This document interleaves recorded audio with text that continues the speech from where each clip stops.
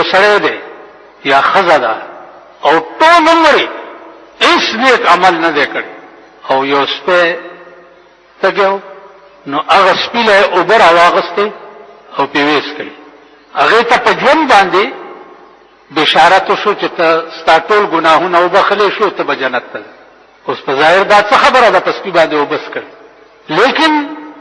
د خدای د مرضا هېڅ پته نه لګي یو بزرګ ته یو سړی راغی ورته وی چې ما ته داسې وظیفه وښایه چې زه د اوبو د پاسه ګرځم لکه په ځمکه چې سړی ګرځي چې زه د اوبو د پاسه ګرځم هغه ورته ویلي چې بس ټیک ده لاړ شه سمندر ته او د دریاب په غاړه چې ودرېږي نو زما نامه واله او دریاب ته ورټوپ کا ویل ډېره ښه دی لاړو د دریاب غاړې ته دریاب په غاړه ودرېدو چې ورټوپ یې کو څه وخت کې دریاب ته د بزرګ نامه تېره شوه چې دریاب ونیو دی یا الله یا الله یا الله یا الله چغې کړې خو چې یو څو ځله د خولې نه یا الله ووته دریاب ځمکه شو دی پې روان ښه پې وګرځېدو واپس راغی بزرګ ورته ویل څنګه چلو شو ویل جي مانه خو دریاب کې ستا نامه ایره شوه چې ګرداب ونیومه نو الله الله مې د خولې نه ووت وی دغه وخت کې ستا زړه کې دا وي چې ما به څوک بچ کي وی زما زړه کې دا نه و چې بل څوک به مې بچ کي سوا د الله نه وی د الله نه سوا د بل څوک په زړه کې دغه وخت کې و وی نه وی بچیه دریاب د پاسه هماغه سړی ګرځېدی شي چې د چا زړه کې د الله نه سوا بل څوک نه نن زمونږ په زړه کې څه دي زمونږ په زړه کې ښځه ده زمونږ په زړه کې زوی دی زمونږ په زړه کې لور ده زمونږ په زړه کې دولت دی زمونږ په زړه کې بېایماني ده زمونږ په زړه کې منافقت دی نن زمونږ زړه چې دی هغه د دې څیزونو کور یو سړی راغی د بخاري روایت دی بل سړي نه قرض غوښتو هغه ورته دا واله 100 روپۍ راکړه یا 50 راکړه یا 10 واله ورته وی پیسې خو دې راکړې خو څه ګواه زه ونه خورم چېرته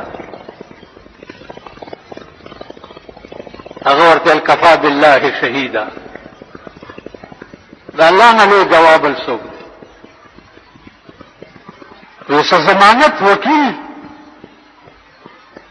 بیا ورته هغه وی چې کفا بالله وکیلا د الله نه لوی وکیل بل څوک دی الله مې ګوام دی او الله مې وکیلم دی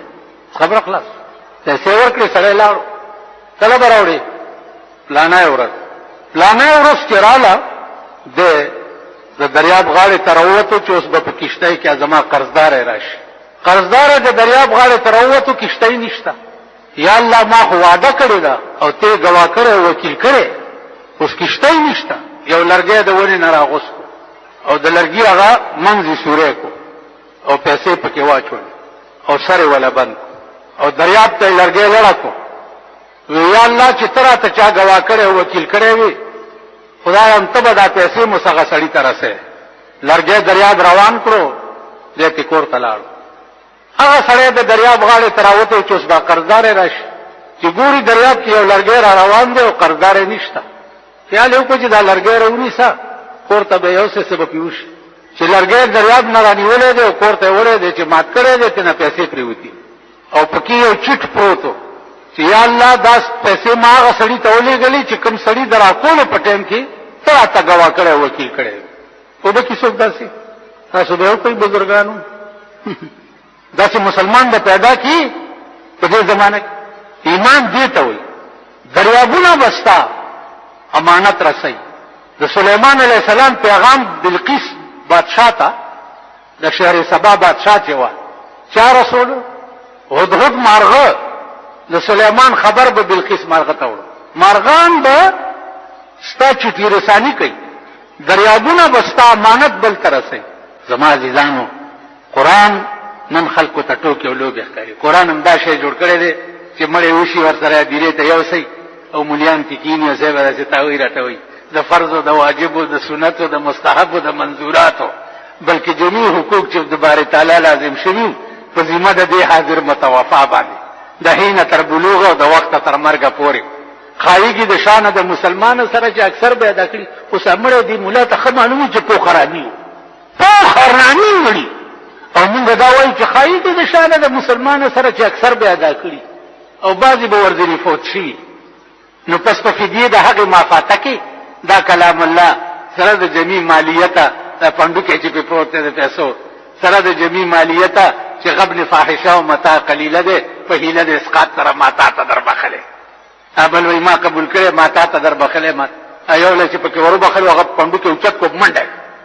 چې منډه کړي ټول ورپسې منډه کړه ویلې ولې تاسو ما ته راوبخلو که نه خو زما خوښه ده چې بل ته یې بخم او که نه بخم ویل دا خو هیله کوو که نه بیختي وځه دا خو هیله ده هیله معنا پېژنئ خدای له دوکه ور انټرنیشنل اراني مړي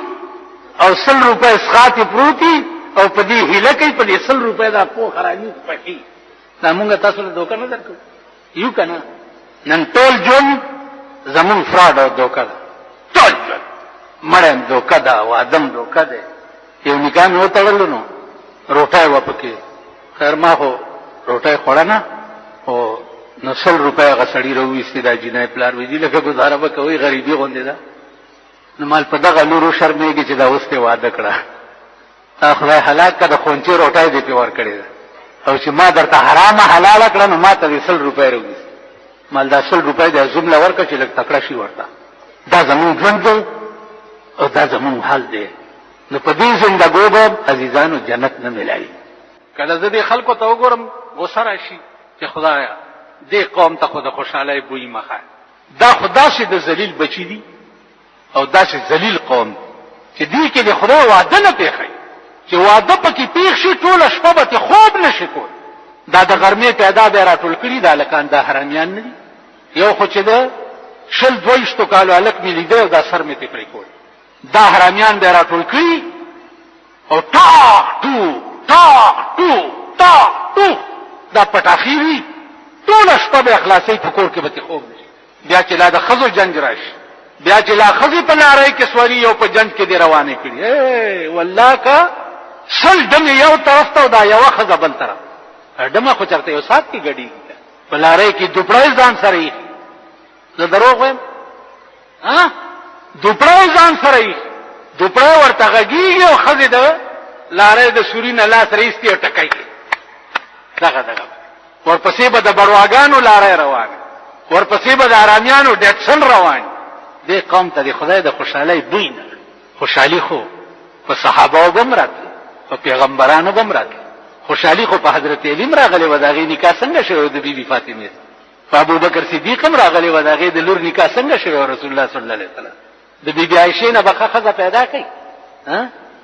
د بي بي فاطمې نه به ښه ناوې پیدا کوي د هغې د واده جوړه څنګه وه د هغې د واده بنارسۍ څنګه وه د بي بي عایشې د واده جوړه څنګه وه او د واده بنارسۍ څنګه وه او څومره دیګونه پې پخ شوي کورسۍ دي دیګونه دي تنبوان دي دا چې لګوي او پرده غوندې کوي کنات چا ویلې چې کنات دا یې لګولي دي صاحب یو هو دی بس څه ویلی شي وس کې مې هېڅ نشته خو صرف دا به ووایم چې الله دې دې قوم ته هدایت خدای دې دې ښځو نرو ته هدایت خدایه په ښځو د اخلاقو د بي بي عایشې سوری و خدایه په سړو د اخلاقو د حضرت علي سوری و عزیزانو که تاسو د الله د زور نه خبر شئ او د زور او د جبر خوند به امر درته پته لګي چې سترګې دې پټې شي په ژوند خو تا ته اختیار درکړی دی چې که داسې منډې وی او که داسې منډې وی او که دا کې او دا کې او دا کې دا ستا اختیار لیکن چې سترګې دې پټې شي نو بیا به د زور پته درته ولګي چې الله دې امان را نو مقبول عبادت په ټولو عباداتو کې پټ ولې دی د دې وجې چې هرې نیکۍ ته به ورته غاړه وځي معمولی نه معمولی نیکی به معمولی نه ګڼې کېدی شي چې 2 لکه حجه دې کړي وي هغه دې په دې مخ درویشتی شي او په لاره روانې او یو کاڼې پروتې اوچتې کې یو طرف ته وغورځئ چې څوک پې تیندک ونه وایي په دې وبخلی شي نو د غرور شی په تمامو عباداتو کې هېڅ شی په دې به ډېر خیال کوو زما عزیزان پیغمبري عملي شکل کې دا شی بیا دنیا ته پیش شوی عملي شکل یو دا چې ته معزز معزز څه معنا خو دولت ورسره پیسې او دولت ورسره هغه ته معززین وایي او چې پیسې او دولت ورته نه وایي نو هغه سره نیچ پیچ ورته وایي نیچ پیچ نه خوار خوشي خلک دی دا مالدار خلک داسې وایي که نه وایي ټول وایي خدای مخوار نه که خدای خبر په خبرم پوهېږي که نه پوهېږي زه په دې بیمار ځان درته دا ځان ستړی کومه والله که مې پته لګي چې پوهېږئ مو که نه پوه شوې پیسې ورسره یي دولت ورسره یي او معزز دی اگر که خر د زمانې وي جنت د امام مالک کورو جنت به د امام احمد بن حنبل کوري خوب ولیدو چې په خوب کې خدای ولیدو الله ته وایي چې یا الله ته په څه ډېر خوشحالېږې چې زه هغه کار وکړم نو الله ورته وفرمایل چې ای مالکه زه د قرآن په تلاوت ډېر خوشحالېږم هر وخت قرآن وایه دا به تاسو له پېښور ښار ناصر خان اسلامي کیسټ هاوس بیرون کچهري ګیټ اشرف روډ سراج فقیر خان د ناصر خان سره سات ملاویږي او د دې نه علاوه د دیني تقاریرو کیسټ به هم تاسو له د دې دوکان نه ترلاسه کېدی شي او خصوصا د علماء دیوبند د تقاریرو کیسټ داسې شی دی لکه یو بزرګ وایي چې عاشقان ډېر پراته رمضان دي په درد صنم عاشقان ډېر پراته رمضان دي په درد صنم خدای په خبر دی چې د یار مینه بچا سره وي د معشوقې په در کې خو زرګونه او لکونه عاشقان پراته دي لیکن دا پته نه لګي چې د معشوقې منظور نظر څوک دا پړو ولیکئ غویره کېږئ نه عاشقان ډېر پراته رمضان دي په درد صنم عاشقان ډېر پراته رمضان دي په درد صنم خدای په خبر دی چې د یار مینه بچا سره وي دا خو د انسانانو رسول الله صلی الله علیه وسلم د معراج په شپه چې اسمانونو ته تلو نو جنت ته لاړو یو ملائکه ده چې ولاړه ده هغې ته دا حکم شوی دی چې ته په دې لام باندې مد راکاږه لا نو د قیامت په ورځ به بیا الا الله وی نو هغه ولاړه ده او په دې لام یې مد راښ کړی دی لا پیغمبر چې تپوس کوي چې څه پته لګي وی والله که هېڅ پته لګي خو حکم شوی دی چې په دې لام مد راکاږه هېڅ پته لګي ملایکې